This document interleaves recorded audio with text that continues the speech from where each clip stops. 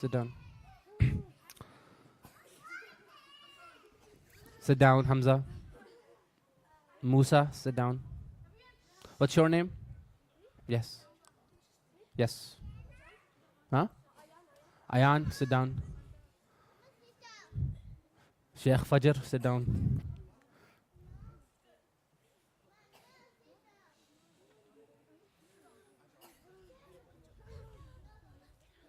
Move back a little bit, the front row. Just move back a little bit. That's too close. Hamza, move back a little bit.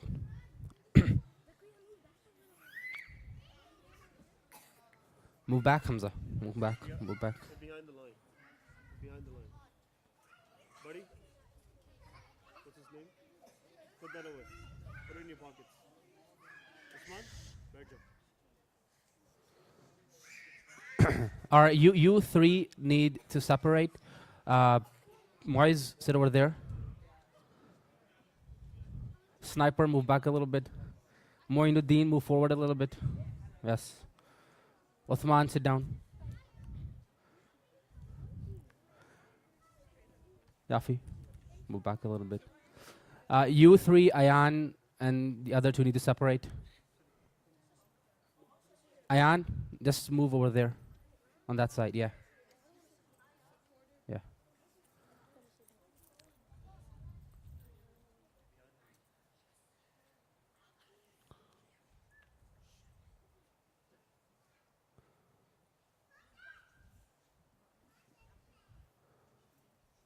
No, Musab, you can't sit next to Mahir. Move back a little bit. Go behind Akif. Yeah, go behind him.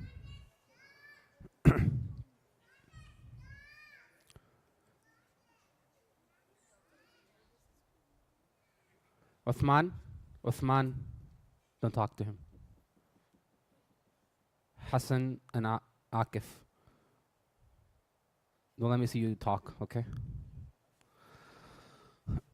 الحمد لله رب العالمين والصلاة والسلام على سيد الأنبياء والمرسلين والعاقبة للمتقين أما بعد. Inshallah, today we will talk a little bit about the great prophet Ibrahim alayhi salatu wassalam and the tyrant, the disbelieving king that was in his time, Namrud. Who can tell me where was Ibrahim alayhi salam born? Idris. Very good, very good. Ur. And who can tell me where Ur is right now on the map? Sheikh Musab. Good job. Very good. Iraq. So it is in Iraq, in the southern part of it, a city called Ur. And that is where Ibrahim alayhi salatu wassalam, he was born. He was born to a father who not only was a disbeliever himself, but he was the one who spread the disbelief, kufr as well, by sculpting and selling the statues, the idols. And there was not a single Muslim on the face of the earth when Ibrahim alayhi salatu wasalam was born. So you could imagine such a society. Not a single Muslim is alive. And that is where Ibrahim alayhi salatu wasalam, he is born. There was a king, Namrud, who has claimed to be a god himself. He wants people to worship him among other gods. And he wants people to say his name, to make dua to him, basically. Allah subhanahu wa ta'ala talks in the Quran a lot about the story of Ibrahim alayhi salam. And we will go through some of these ayats, some of these verses. First thing we learn is Ibrahim alayhi salatu wasalam, as he's just a child, maybe at this point he's 8 years old, 9 years old, just like you guys. But he has a very inquisitive mind, very intelligent mind. He's questioning his people that it doesn't make any sense to me what you guys are worshipping. How can you worship something that you are making by yourself? How can you worship something that you just see in the skies? There were many, many people in his society that used to worship different things. There was a group that used to worship the stars. There's a group that used to worship the moon. Another group is worshiping the sun. Another group is worshiping some other statue. But Ibrahim alayhi salam, he doesn't like any of that. He says, how could I worship these things? It is said by his father, he would make these idols, and then he would give it to Ibrahim alayhi salam, that go and distribute it among the people. But Ibrahim alayhi salam will look at them, little statues in his hand, and says, how could I give it to the people so the people would worship them?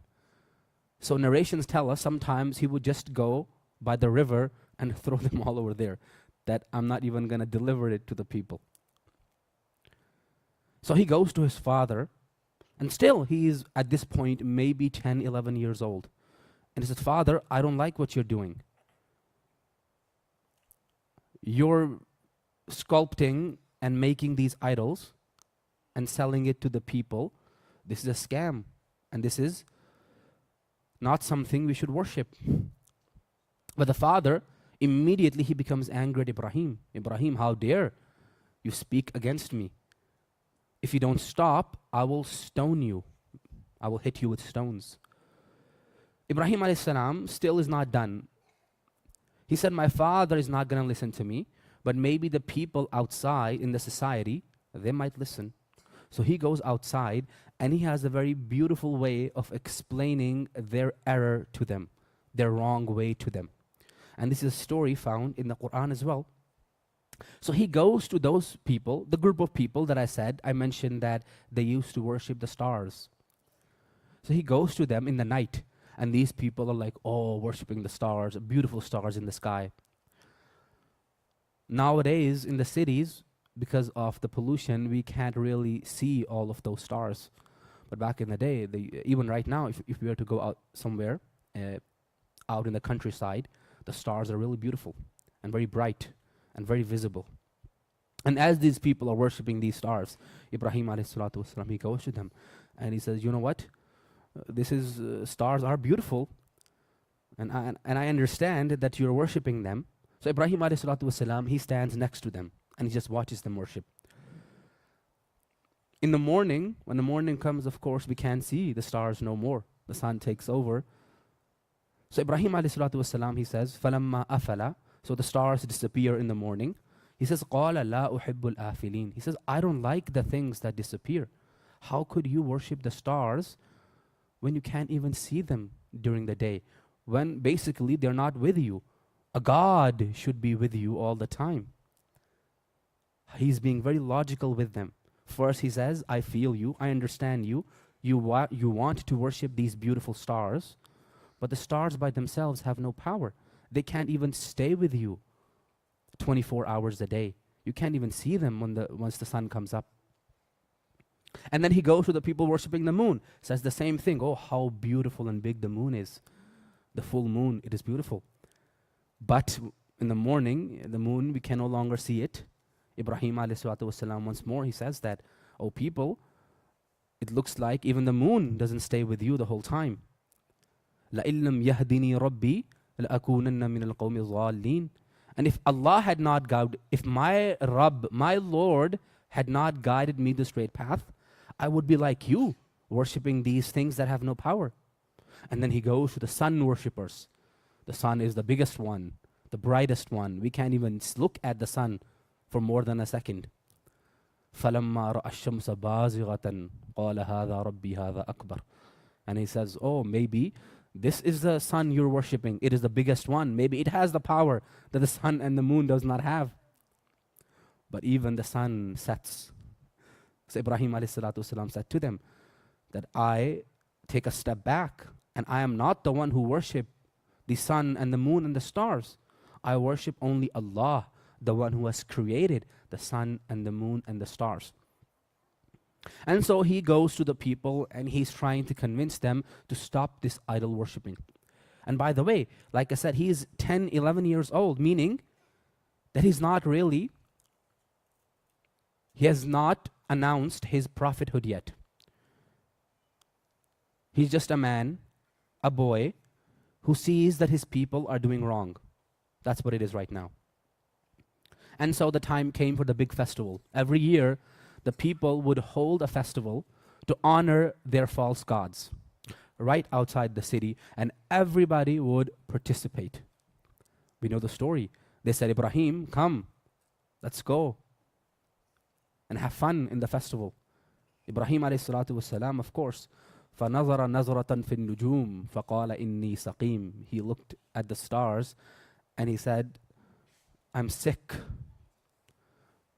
What he meant was, I am sick of your disbelief.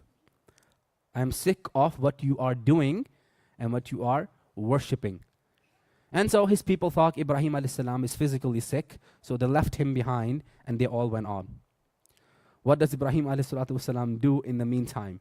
He goes to their place of worship where all of these idols were.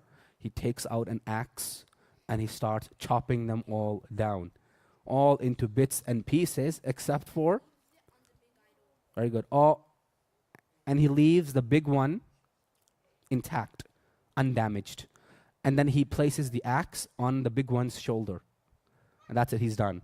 The people come back very happy. Oh, that was a successful festival. We sacrificed a lot of animals. We had a lot of fun. They come back and they see their place of worship completely destroyed, vandalized. All of the idols except for the big one dead. Immediately, who could do such a thing? And of course, they immediately have the answer. Everybody was at the festival. Only one person was not there. And he's the one, قَالُوا سَمِعْنَا فَتًى يَذْكُرُهُمْ. And he's the one who always talks bad about our idols. So the prime suspect is يُقَالُ لَهُ إِبْرَاهِيم. It is Ibrahim alayhi salam, that is the prime suspect. Immediately they called him Ibrahim. What's up? Ibrahim alayhi salam said, what are you asking me? Ask your God. Do you not see the axe on his shoulders? Maybe he got jealous that how could these people worship so many other gods and not just me? Maybe out of his jealousy, he killed all of the other gods. The people said, have you gone crazy, Ibrahim? You know these idols don't speak. You know they can't talk. You know they can't move. There's a concept. It's called strike when the iron is hot. When the iron is hot, you can mold it to different shapes easily. Yes? So, Ibrahim alayhi salam, at this point, he says to them, that how could you then worship something that cannot speak, that cannot move, that cannot defend itself? The people, they have no answer to that. So the news reaches Namrud, that look what Ibrahim has done.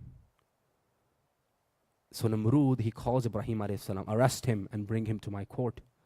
Ibrahim alayhi salatu wasalam, he's there by Namrud. Some say it happened before, some say it happened afterwards. But there's a conversation with Namrud that Allah also mentions in the Quran. Namrud says to Ibrahim alayhi salam, well, tell me, who do you worship?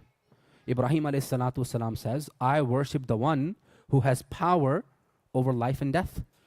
The king says, I too have the power over life and death. He calls two slaves, he kills the one, and he spares the other. And he says, look, I have power over life and death. Ibrahim ﷺ says to him, my Rabb, Allah is the one who makes the sun rise from the east and sets it in the west. Can you do that? Nimrud has no answer to that. In the end, it was decided that Ibrahim ﷺ would be burnt alive. That would be the punishment. And not just by any kind of fire. It has to be a fire that is so big that it would become a lesson for people that will come after Ibrahim. So when they think of harming our idols, when they think of going against our ways, they would remember what happened to Ibrahim, how he was burned. And so it is said for many, many days, some says for many weeks, they collected the firewood until it became a huge pile like a small mountain. And then they lit it on fire. And the fire was so huge, it is said that even the birds flying on the top, they would fall down burnt. Yes. And finally, the day arrives.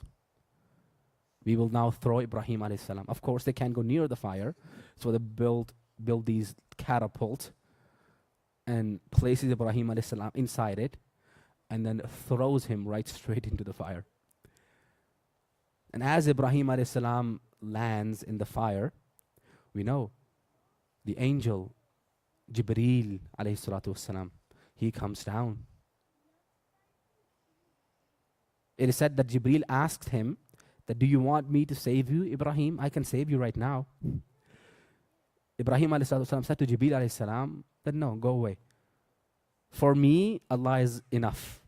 Allah is sufficient. I don't need your help. If Allah wishes to save me, He will save me by Himself. And so the ayat of the Quran is what? Ya narukuni bardan wa salaman ala Ibrahim. It means that Allah says we commanded the fire. That, O fire, be cool and safe and peaceful for Ibrahim. It is that the only thing the fire burned was the rope that they tied Ibrahim alayhi salam with. So the only thing that got burned was the rope, and other than that, Ibrahim alayhi salam is safely over there, not a single burn mark on him, and the fire is, don't do that, and fire is very cool. And people are waiting to see the charred, the burned body of Ibrahim, but that doesn't happen. Rather, Ibrahim alayhi salam walks out and is safe. Now imagine that. After they had seen such a miracle, the people, what they should have done is said, you know what, Ibrahim, you are right. Your Lord has saved you. These gods, our idols, they cannot save us at all. They couldn't even save they couldn't even save themselves. But still, actually, they did not a single person believed in Ibrahim alayhi salatu wasalam except for two. Only two people actually later on believed in Ibrahim alayhi salatu wasalam. Can anybody tell me who these two people were? I will give you a hint. One person who believed in Ibrahim alayhi salam actually also became a prophet.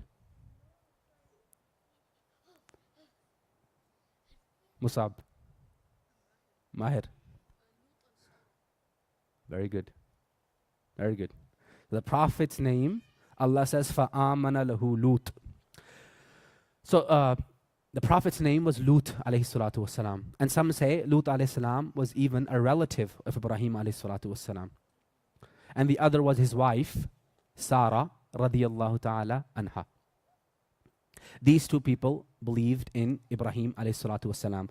Other than that, even after seeing such a miracle, a man walking out of the fire alive, not harmed a little bit, they did not believe. And so Ibrahim alayhi salatu wasalam decided that I need to now leave Iraq. Back in the time, of course, it had a different name.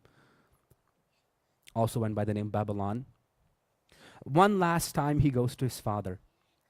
And Allah subhanahu wa ta'ala records this conversation as well between the father and the son. How Ibrahim alayhi salam is so lovingly saying to his father, Ya abati, la ta'bud ash-shaytan. Ya abati, inni akhafu an yamassaka. That, oh my dear father. You can imagine even now, Ibrahim alayhi salam has hope that maybe now my father will believe in me. So he's saying, oh my dear father, don't worship shaitan. Oh my dear father, believe in me, for I have been given the truth. But the father does not believe. And once Ibrahim alayhi salam finally knows this man will never believe in me, he decides to just cut ties with him at that point. And then he leaves. He leaves from Iraq. He leaves from Iraq all the way to Asham. Who knows what countries are now located inside Sham? Sham was a big region, but now it has been divided into many smaller countries. Who here can name me some of the countries that are found in the Sham region? Hassan. I can't hear you. Both are wrong. Like I said, he left Iraq to go to the Sham. So Iraq is not in the Sham. Who else? Muhammad? No. Okay. Yes. Musa? Is that your name? Hamza, go ahead. No. All right, Mahir. Very good. Palestine and Jordan are part of Sham.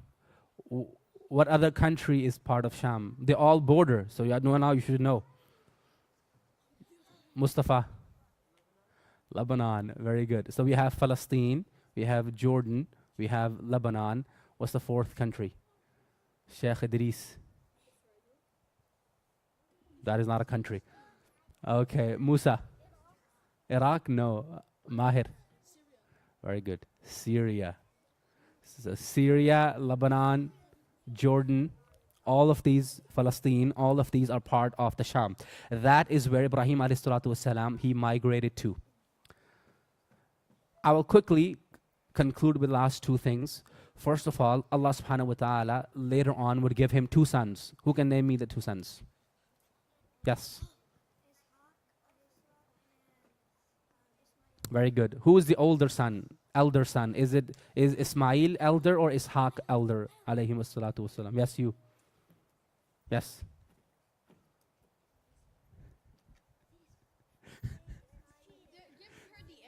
Okay, okay, okay.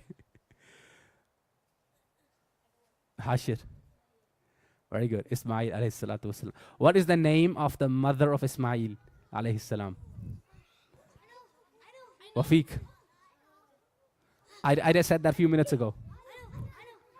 I know you guys know. Let me see.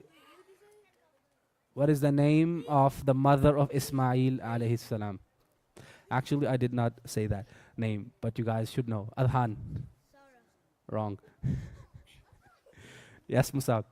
Very good. Hajira is the name of the mother of Ismail alayhi salam. What was the name of the city Ibrahim alayhi salam was born? Yes.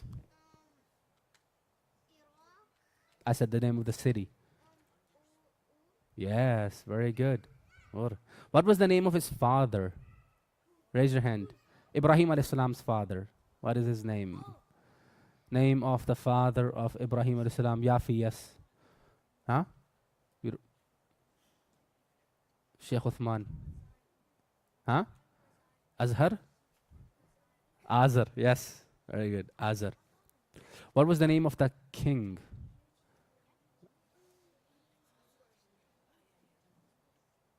Qasim. Namrud, very good. Very good. What did Namrud do when Ibrahim alayhi salam said to him that my Lord has power over life and death? Mu'iz. Yes, very good.